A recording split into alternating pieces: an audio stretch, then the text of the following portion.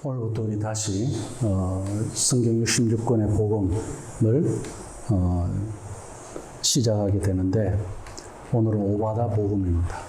오바다시 안에 복음이 무엇인지 오늘 우리 같이 한번 찾고자 하는데, 사실 구약 성경에서 가장 짧은 책 하면 오바다죠. 한 장으로 되어 있고, 그리고 21절로 되어 있는데, 가장 짧은 책이면서 또 이렇게 21절로 되어 있는 내용이지만, 이것을 사실 설교하기에는 그렇게 쉽지 않은 그런 성경이 바로 이 오바다서입니다. 오바다서는 일단 저자에 대한 이야기가 굉장히 많습니다. 왜냐하면 성경에 오바다라는 이름이 워낙 많이 나오기 때문에 한 12명 정도가 각각 다른 사람인데 이름은 똑같아요. 근데 그 중에 또 특별히 우리에게 잘 알려진 사람이 한 사람 있어요. 오바다. 이 오바다서를 기록한 사람과는 우리가 다르게 볼 수밖에 없는데, 북이스라엘 당시에 아방 당시에 왕국의 신하였던 사람 오바다가 있습니다. 엘리야와 엘리사가 활동하던 그 시대인데, 그때 아합 왕이 선지자들을 막 잡아서 죽이죠. 그럴 때 오바다가 이 선지자들 100여 명을 동굴에다가 숨겨놓고 아합의 그런 서슬퍼른 칼을 피할 수 있도록 그렇게 도와줍니다.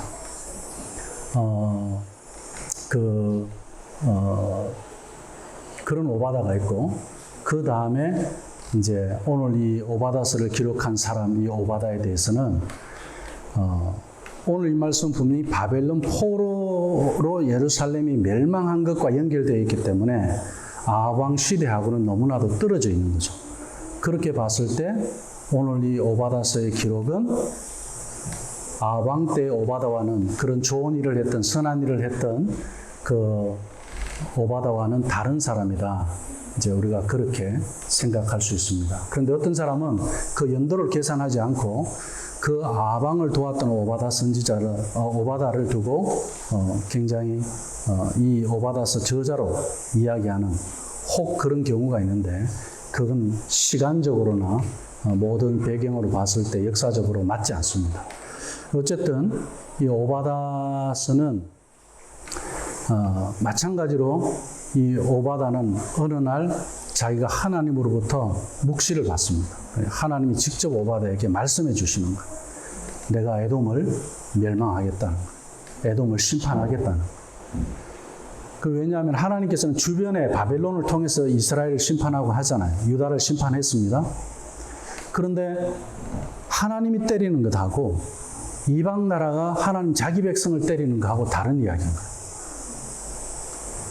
자, 바벨론이 이스라엘을 때리는 건 하나님이 때리는 거예요.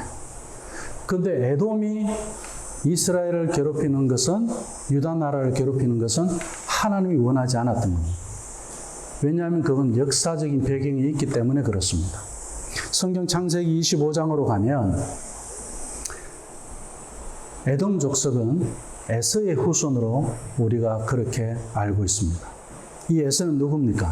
형제 쌍둥이로 태어난 사람이죠. 야곱이 있습니다. 동생 야곱. 에서와 야곱은 아버지 이삭에게서 태어났는데, 에서는 아버지의 사랑을 받고 자라고 야곱은 어머니의 사랑을 받고 자랍니다. 요즘으로 하면 야곱은 마마보이, 그죠? 그런 거예요. 근데 사실 마마보이가 성경 교육을 잘 받는 것 같아요. 굉장히 가정적이다 보니까 야곱이 어쨌든 그건 추측이지만 하나님은 우리가 말라기서를 통해서도 보면 에서는 미워하였고 야곱은 내가 사랑했다 이렇게 말씀하셔요. 그런데 사실은 에서를 더 사랑할 구석이 있지, 야곱의 하는 짓을 보면 사랑할 구석이 없어요. 성경에 기록된 것만 봐도 자기가 형이 되려고 했잖아요. 동생으로 태어나야 되는 게 맞는데, 그게 어디서부터 싸움이 시작합니까? 어머니 뱃속에서부터. 내가 먼저 나갈 거야. 형 발꿈치를 잡았다. 이런 뜻이죠. 그러니까 뱃속에서부터 막 앞서거니 뒤서거니 하면서 싸웠던 것이 바로 야곱이에요. 그만큼 자기 욕심이 강했던 사람이고, 그리고 자기 중심적으로 세상을 움직이려고 했던 사람이고 그런 욕심과 야망이 많은 사람이었어요. 근데 태어나는 건 하나님께서 에서를 먼저 태어나게 했어요. 근데 야곱을 사랑하지 않았기 때문에 먼저 태어나지 않았을까? 그건 아니었다는 거예요. 두 번째로 태어난 야곱을 통해서 모순도 많고 문제도 많고 성격적으로나 성품적으로 누구한테서도 칭찬받기 어려운, 심지어 아버지로부터도 인정받기 어려운 그 야곱이 하나님의 사랑을 받았다. 이것은 성경의 큰 구속사의 흐름 속에서 보면 우리를 보게 하는 거예요. 내가 야곱 같은 사람이었어. 내가 하나님 앞에서 부족한 사람이었어요. 내가 그런 욕심쟁이였고 내가 야곱 같은 그런 근성으로 살았던 사람이고 그런데 하나님의 은혜로 어떻게 해요? 우리는 구원받았어요. 그건 사랑을 받은 거예요.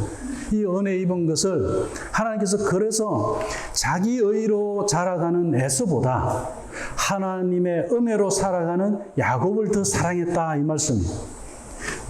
내가 지금까지 어떻게 살아왔는데 그리고 우리가 사람을 판단하고 저 사람 나보다 잘하고 못하고 비교하고 그런 자기 의를 가지고 살아가는 사람들은 자기는 그런 말을 하지만 말대로 살아가지 않는 사람들 우리 굉장히 많이 봅니다. 그런 사람들도 우리는 율법주의자라고 그래요. 말처럼 못 살아가는 그런 케이스가 어떤 사람들이 많습니까? 종교 지도자들이 그런 사람이 많아요. 특히 설교하는 우리 같은 사람들. 어떻게 말은 했는데 설교한 만큼 못 사는 경우가 많다는 거죠. 그럴 때 우리는 율법주의자에 빠지는 거예요. 그런데 그런 율법으로 살아가는 사람들이 아니라 은혜로 살아가는 사람. 내가 잘할 수 있고 내가 모든 것이 옳고 그리고 내가 하는 것이 다른 사람과 비교했을 때 훨씬 뛰어나고 자기 자랑이 있고 이런 사람들. 그런 사람들을 하나님이 사랑하시는 게 아니라 어떻게 해요? 내가 부족하다. 내가 모순투신이다. 하나님 은혜가 아니면 살 수 없다는 것을 알고 하나님을 의지하는 사람. 그 사람을 하나님은 사랑한다 그랬어요. 그러고 봤을 때 우리는 내가 부족하다, 내가 연약하다, 아니면 내가 실수가 많다. 그것은 두려운 일도 아니고 부끄러운 일도 아니에요. 나는 정말 이렇게 잘하는 사람이야. 나는 이렇게 안 하면은 내 성격에 안 맞는 사람이야. 그런 원칙주의자고 율법주의자고 그런 것을 자랑하는 사람이 아니라 그렇게 살려고 하지만 안 되는 것이 인간이라는 사실을 알고 하나님 내가 기껏 한다는 것이 여기까지밖에 안 되네. 그러고 사는 사람이 하나님의 사랑을 받더라. 이런 데서 야곱과 에서의 역사는 갈라지기 시작하는 거예요. 그래서 우리가 오늘 오바다스를 볼 때 세 가지 구조로 봐야 되는 게 있습니다. 첫 번째 구조가 뭐냐면 야곱과 에서의 구조예요. 야곱과 에서의 구조. 이 대립 구조예요. 자, 야곱은 은혜로 살아가는 사람의 구조고 에서는 자기 의로 살아가는 구조입니다. 이것을 통해서 자기 의로 살아가는 백성이 하나 나옵니다. 에서를 통해서. 어떤 백성이죠? 에돔입니다. 에서의 별명이 피부가 붉은 털이 많다고 해서 태어날 때부터 털이 많은 사람이었어요. 그러다 보니까 에돔이라는 별명이 있었어요. 그리고 그 후손들이 에돔 족속이 됩니다. 자기 의로 백성을 이루어가는 에돔 족속과 하나님의 은혜로 백성을 이루어가는 야곱의 후손은 우린 이스라엘 민족이다. 그렇게 이야기합니다. 자, 그러면 야곱과 에스라는 이 대립 구조 하나하고 두 번째는 지금 야곱에서 나온 이스라엘 민족이라는 구조하고 에스에서 나온 에돔이라는 민족의 구조입니다. 이 대립 구조. 자, 야곱에게서 이스라엘이 나오고 에스에게서 에돔이 나왔어요. 이 민족의 대립, 이 후손들이 나중에 어떻게까지 대립을 하느냐면요. 출애굽기에서 모세가 애굽에서 나올 때 그때에 모세가 이야기합니다. 뭐라고 이야기하느냐면 출애굽기 17장 16절에 가로되 여호와께서 맹세하기를 여호와가 아말렉으로 더불어 대대로 싸우리라 하셨다 하였더라 그렇게 말씀하셔요. 아말렉, 이 아말렉이 누구냐면 에서의 손자 중에 한 사람의 이름입니다. 그러니까 에서에게서 나온 또 다른 또 하나의 민족이 된 거예요, 여기에.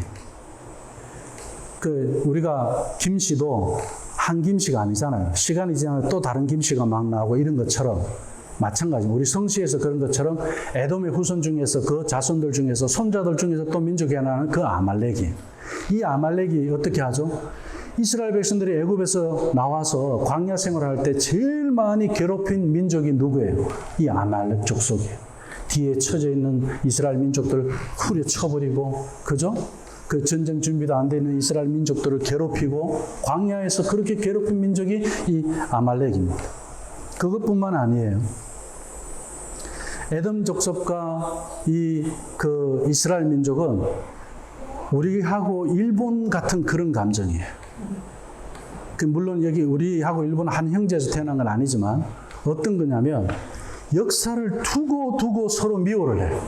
지금 이란과 이라크 같이 그렇게 두고 서로 미워하는 관계, 가깝고도 먼 관계, 이런 거하고 똑같은 겁니다. 왜냐하면 사울 왕 때요. 그러니까 이게 뭐 벌써 1000년이 지났을 때도, 건 1000년이 지났는데도 서로 어르렁거리고 있는 거예요. 사울 왕 때 에돔 족속들을 엄청나게 살해했습니다. 죽였어요. 그리고 다윗 왕 때도 그들을 아예 묶어버렸어요. 그들이 살아가는 그 땅에서 더 이상 다른 곳으로 못 나가도록, 거기서만 살 수 있도록 에돔 족속을 아예 멸망시켜버리려고 했어요. 다윗 때도 그랬고요. 솔로몬 때도 그랬습니다. 그러니까 대대로 내려가면서 모세가 예언한 그대로 싸우고 또 싸우면서 가는 민족이 바로 이 에돔 민족과 이스라엘 민족의 관계입니다.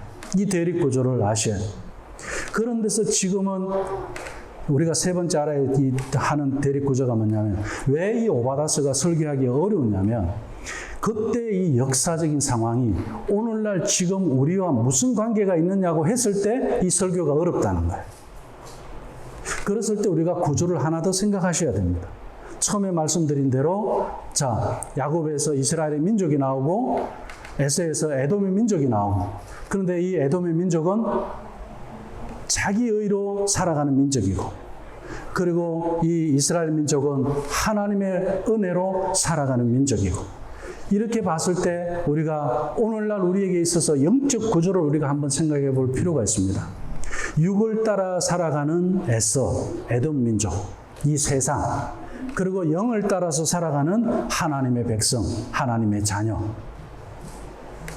이 구조를 우리가 연결해서 이해를 하셔야 오늘 말씀의 제목 에돔 성전의 예배자와 야곱 성전의 예배자를 우리가 연결할 수가 있습니다.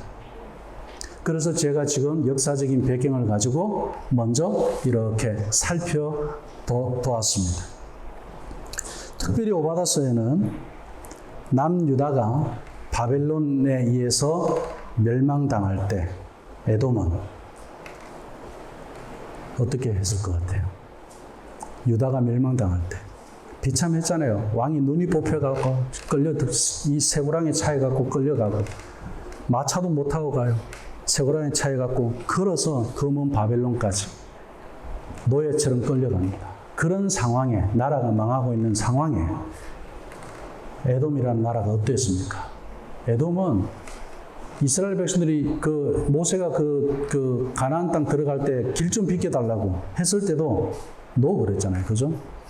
그런 식으로 굉장히 완악했어요. 하나님 그걸 역사 속에 다 보고 왔어요. 그런데 지금 유다 나라가 망하고 있는 그 상황에서 에돔 보고, 야, 가서 너희들 저 좀 도와줘. 하나님 그건 안 했어요. 근데 에돔이 옆에서 어떻게 했느냐면 3가지 죄를 범합니다.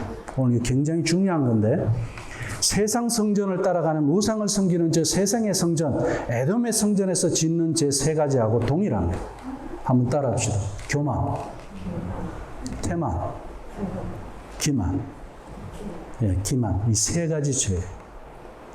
오늘 이 오바다서 안에서 에돔을 향해서 하나님이 지적하는 제 3가지가 나오는데, 그 3가지의 첫 번째가 바로 교만입니다. 3절에 보면 너의 중심의 교만이 너를 속였도다, 이렇게 말씀하죠.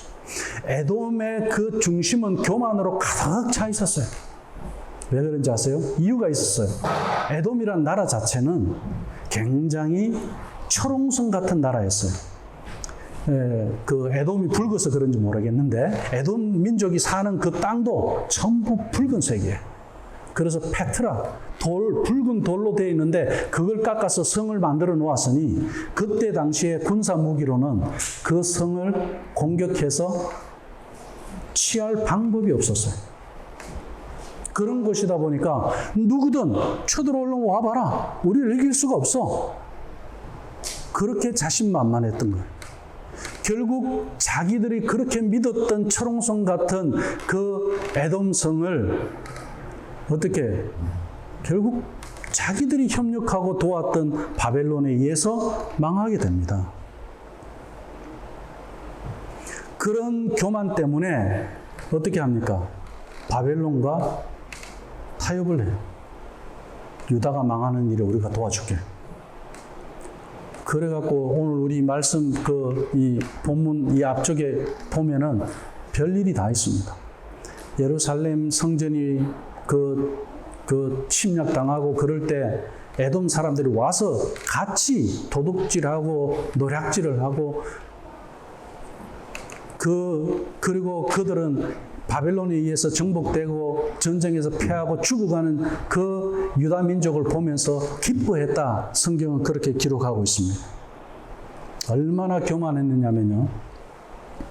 에돔이 자기들의 그 난공불락의 그 성을 가지고도 이야기할 수 있지만 자기들이 항상 그 성은 높은 곳이라고 해서 자기들이 이 세상에 제일 높다라고 생각하고 살아가요. 자, 요즘 우리 인간들이 그렇게 살아요. 다 자기가 신으로 알아. 내 생각만 옳고 내 주장만 옳고 다 내가 옳은 거예요. 그러다 보니까 내 성을 쌓아놓고 살아야 돼. 이런 에돔성 같은 걸 쌓아놓고 살아야 내가 안심이 돼요.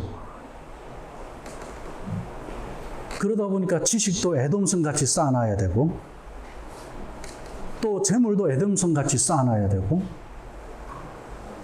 그래야 내가 어떻게 해요?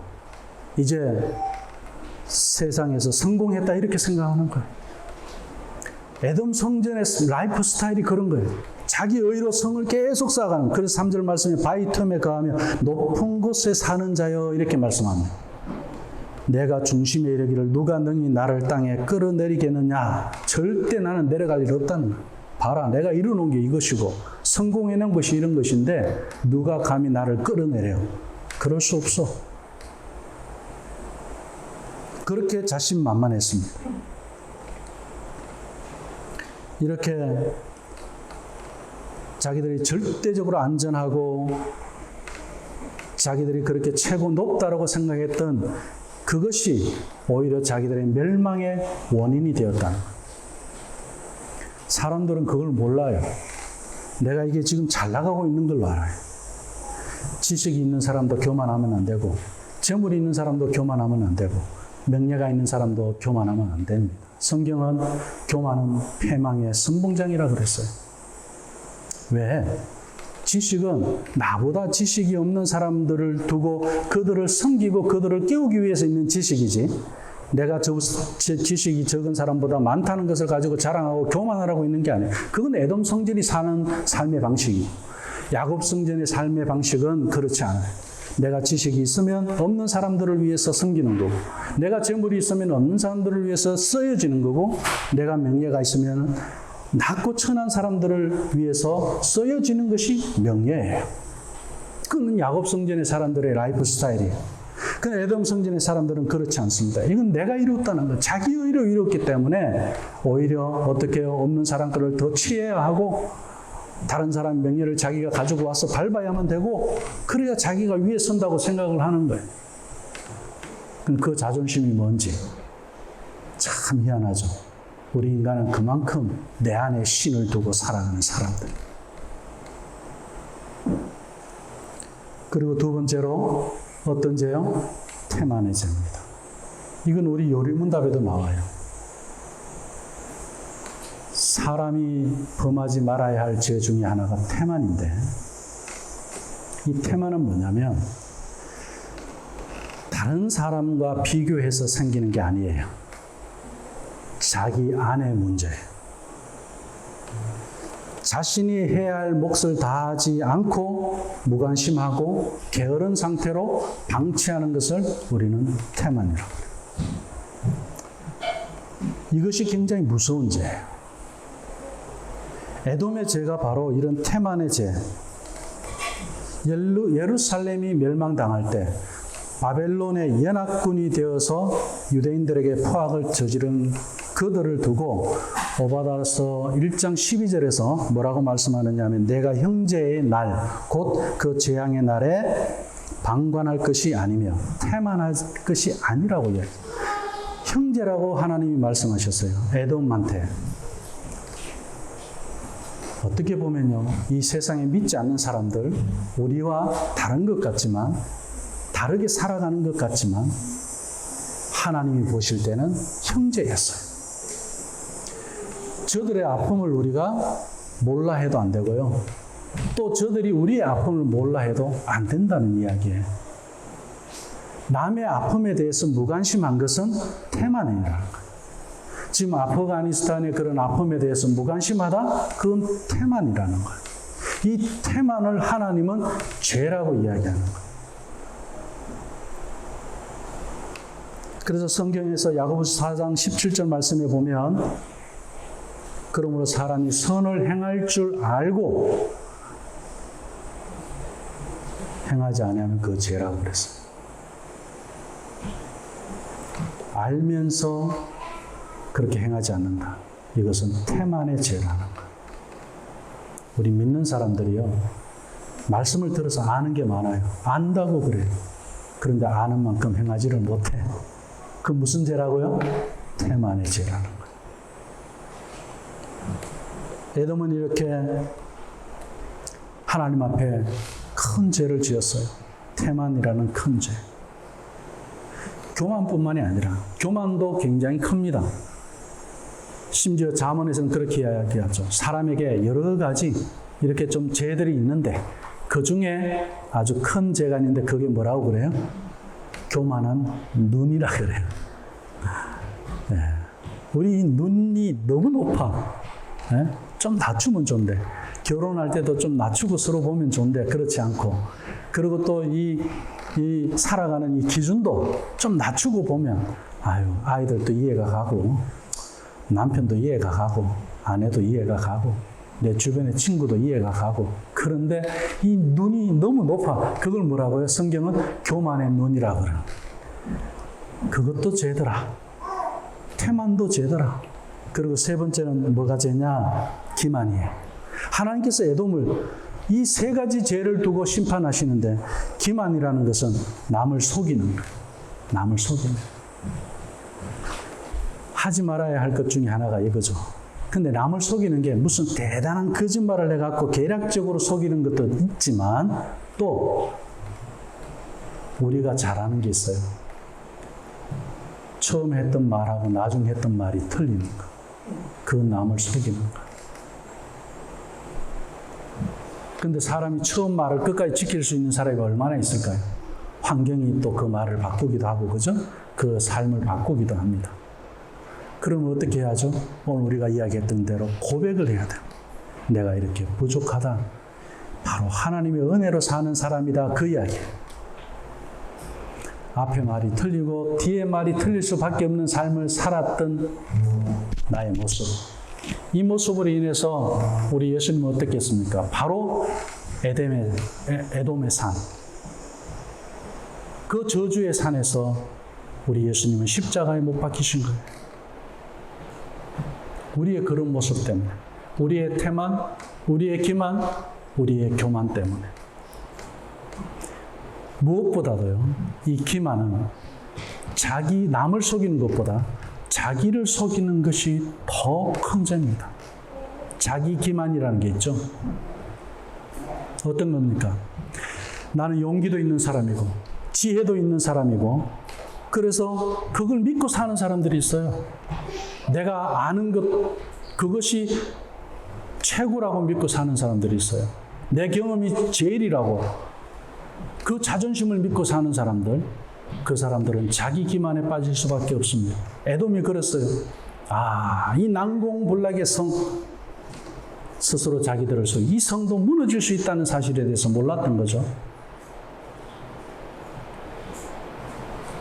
거기에 자기 기만이 있습니다. 속였어요. 바벨론은 속지 않았어요. 그래서 그 난공불락의 성을 어떻게 합니까? 무너뜨리잖아요.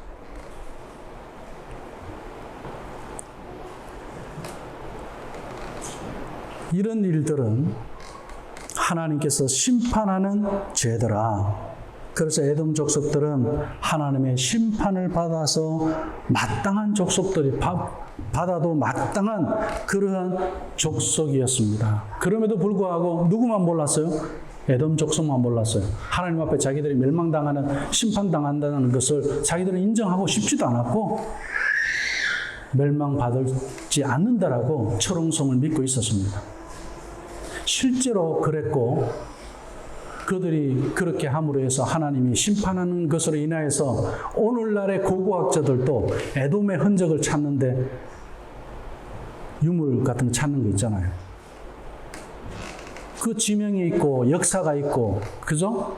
그리고 그 민족이 다 있었는데 그들의 흔적을 찾을 수 없는 민족 중에 유일한 민족이 에돔 족속이라고 이야기합니다. 고고학자들이 그렇게 이야기합니다.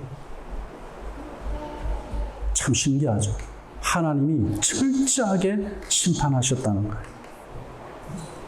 결국 교만과 태만과 기만의 죄로 충만한 이 에돔은 철저히 파괴되었습니다.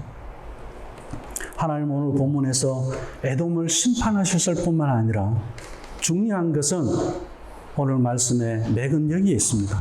무너진 야곱 성전을 회복하겠다는 하나님의 약속입니다.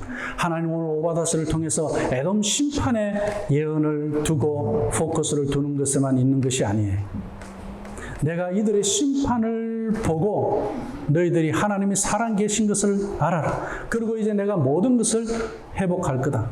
에돔의 심판은 에돔의 심판으로만 이야기되는 것이 아니고 모든 민족의 심판을 두고 이야기하는 겁니다. 오늘 이 성경에는 예언의 말씀이 있기 때문에 그렇습니다. 16절, 17절, 18절 말씀 속에 있습니다. 16절에 보면 여호와의 성산을 이야기합니다. 여호와의 성전을 이야기하죠. 그 성전에서 마신 것 같이 만국인이 항상 마시리라. 모든 민족이 여호와의 성산에서, 에덴의 성전에서, 야곱의 성전에서 다 마시게 될 거다. 그리고 오직 시온산에서 피할 자가 있으리니 그 산이 거룩할 것이요 야곱 족속은 자기 기업을 누릴 것이며, 야곱의 후손들은 하나님이 주신 기업을 누릴 것이고, 야곱 족속은 불이 되고 요셉 족속은 불꽃이 되고 에서 족속은 초계가 된다. 네. 불과 불꽃에 다 타게 된다는 것. 에서 족속 누구에 의해서? 야곱 족속에 의해서. 결국 하나님의 역사는 하나님의 성전을 중심으로 움직이고 있다는 거예요. 세상이 움직이는 것 같죠? 에돔이 움직이는 것 같죠? 바벨론이 움직이는 것 같죠? 제국이 움직이고 철옹성 같은 그런 지식이, 그런 명예가, 그런 재물이 움직이는 것 같죠? 그렇지 않다는 거예요. 하나님은 하나님의 백성을 통해서 은혜의 삶을 살아가는 하나님의 성전에 관심이 있습니다. 그 하나님의 성전을 하나님께서 왜 허락해 주셨습니까? 바로 예배 때문이에요. 예배. 하나님의 자녀라는 말은 예배자라는 말이에요. 오늘 17절, 18절 이어지는 말씀에 보면 그 에서 족속을 초계가 다 태워버리게 되고 그들이 그의 위에 붙어서 그를 살을 것인즉 에서 족속에 남은 자가 없으리니 이는 여호와께서 말씀하셨습니다. 하나님께서 다 하시는 일이에요. 이 말씀은 예언의 말씀으로서 하나님의 그 진노의 선잔, 에서 족속 때문에 그 진노의 선잔을 마실 수밖에 없었던 그 예수 그리스도를 상징하고 있습니다. 너희들에게 시온산이 허락되는 것은 그 에돔의 그 죄로 말미암아 진노의 선잔을 마셔야만 하는 그 예수님이 그 죄의 문제를, 태만의 죄와 기만의 죄와 교만의 죄를 해결하지 아니하고는 너희들에게 시온산의 회복이 없다는 거예요.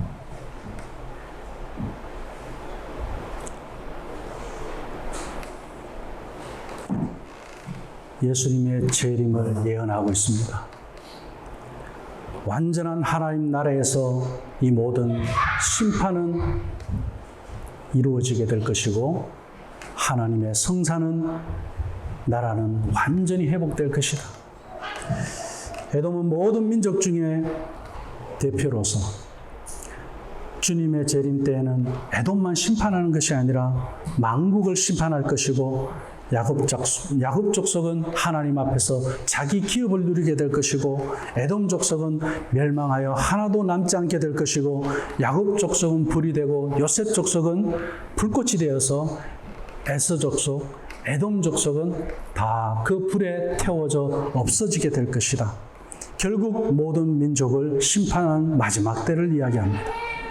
오바다시 안에 이 예언의 말씀, 오늘 17절, 이 18절의 말씀은 우리에게 귀한 교훈을 줍니다. 이 세상이 지금 팬데믹으로 너무나도 긴 시간을 보내고 있습니다. 팬데믹은 전쟁과 같은 거라고 그래요. 혁명과 같은 거라고 합니다. 전쟁이나 혁명이나 이 팬데믹, 유행병은 이 공통점이 뭡니까? 사람들이 많이 죽어나가는 거예요.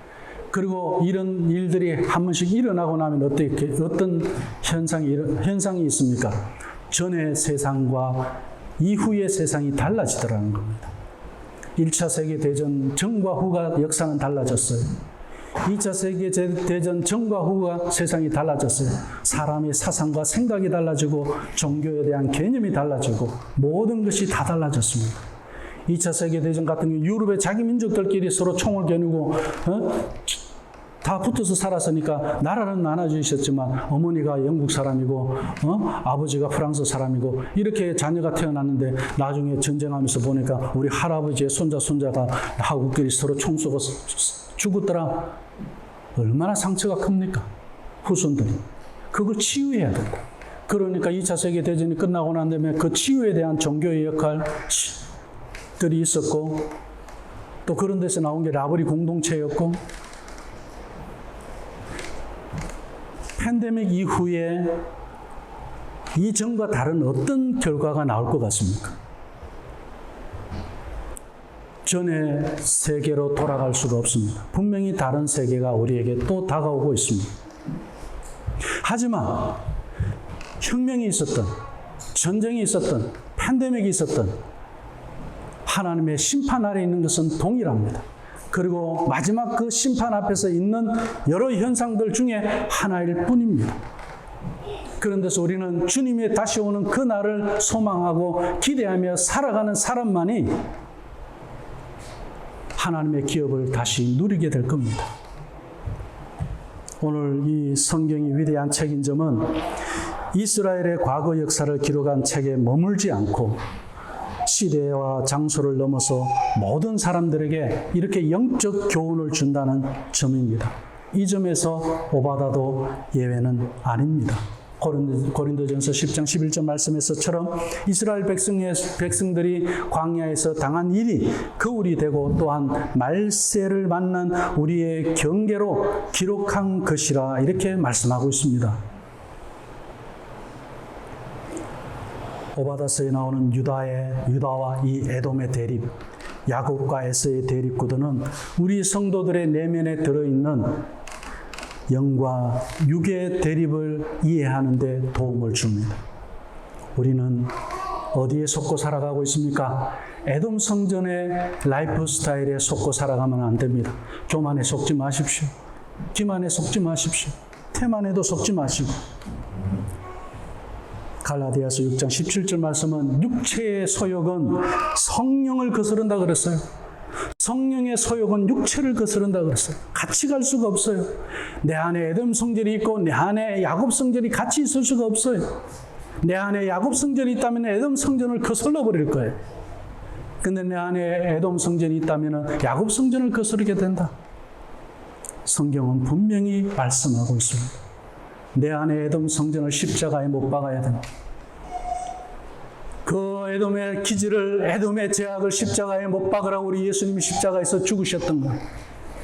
그럼에도 여전히 우리 예수님을 만나지 못하고 그 십자가에 에돔의 죄를 못 박지 못했다면 우리는 여전히 에돔의 성전으로 남아있을 것이고 그렇지 않고 하나님의 은혜를 살아가는 나라면 여전히 우리는 교만이 아니라 겸손의 삶을 살아갈 것이고, 태만이 아니라 부지런한 삶을 살아갈 것이고, 기만이 아니라 우리는 깨어서 영의 사람으로 살아갈 겁니다. 우리가 아는 것에 대해서 자랑할 일 하나도 없어요. 하나님 앞에서 먼지만도 못한 거예요. 우리가 박사학위 10개가 있다 한들 우리 하나님의 지혜를 어떻게 따라가겠습니까?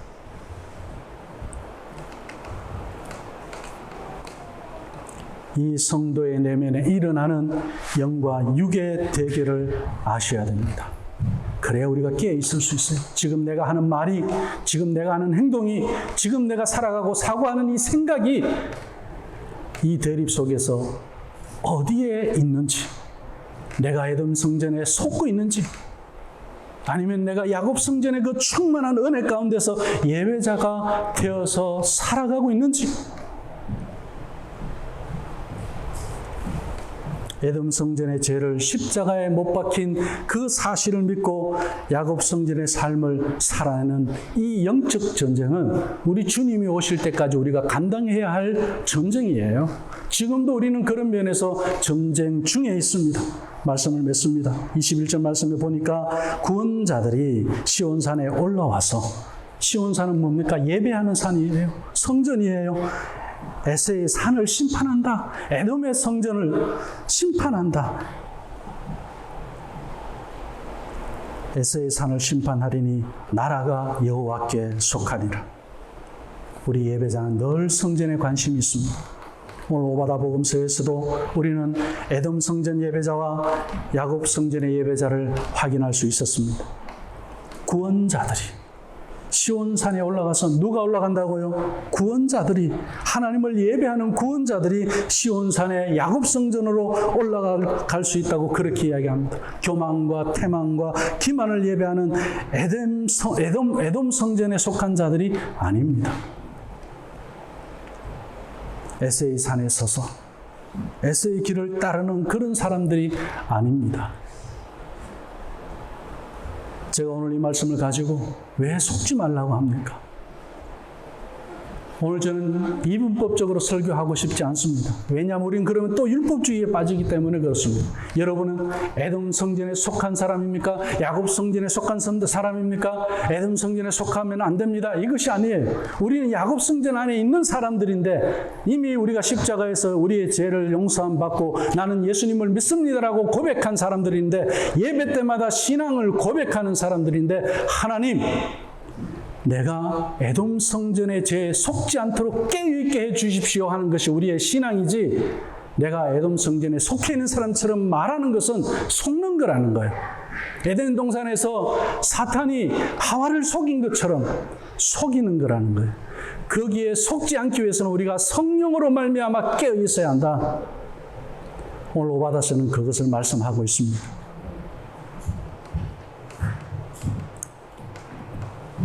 19절, 20절 말씀이 잘 설명하고 있습니다.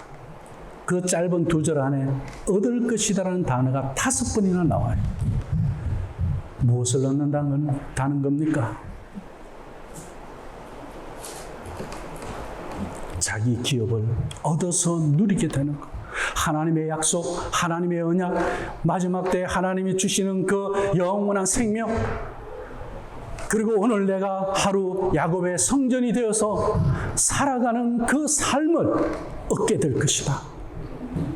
이것을 말씀하고 그것을 계속 반복해서 얻을 것이다, 얻을 것이다, 얻을 것이다. 그렇습니다. 하나님을 떠나서 교만하고 태만하고 기만했던 우리의 그 시작도 오바다서를 보면 이제는 내가 십자가에 다 못 박혔구나.